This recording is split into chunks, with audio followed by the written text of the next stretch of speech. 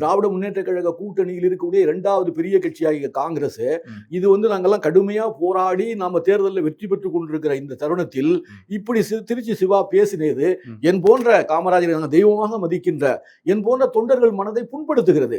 அப்படி புண்படுத்தினால் அதனுடைய விளைவு என்ன தெரியுமாவும், அதுக்கு உரிய பரிகாரத்தை எங்கள் கட்சி தலைமையோ அல்லது ஸ்டாலின் அவர்களோ அதுக்கு உரிய எங்க காயம் இருக்கு இல்லையா, அந்த காயத்தை அந்த புண்பட்டனுக்கு புணுகு போடுகிறது போல ஏதாவது செய்தால் ஒழிய தேர்தலில் நாங்கெல்லாம் முழுமையாக வேலை செய்வோமா, என்ன செய்யணும், வேலை செய்ய முடியுமா, என்ன செய்ய நினைக்கிறீங்க சார்? இது மாதிரி நான் தவறாக பேசிவிட்டேன், இந்த மாதிரி நான் பேசியதற்காக வருந்துகிறேன் அல்லது மன்னிப்பு கேட்கிறேன் அப்படின்னு அவர் சொல்லணும். இல்லைன்னா அவர் சொல்ல வைக்கணும், ஸ்டாலின் அவர்கள் சொல்ல வைக்கணும். அப்படி இல்லைன்னு சொன்னா எங்க டெல்லி தலைமை அவரை கூப்பிட்டு இப்படி சொல்லி தமிழகத்தினுடைய காமராஜ் தொண்டர்களை எல்லாம் காமராஜ் தொண்டர்கள் மனதை எல்லாம் புண்படுத்தி இருக்கிறீர்கள்.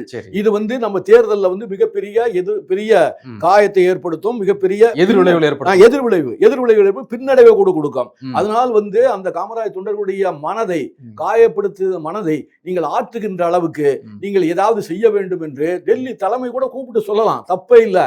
அந்த அளவுக்கு எங்களுடைய தமிழ்நாடு தலைமையும் பிரஷர் கொடுக்கணும் டெல்லிக்கு.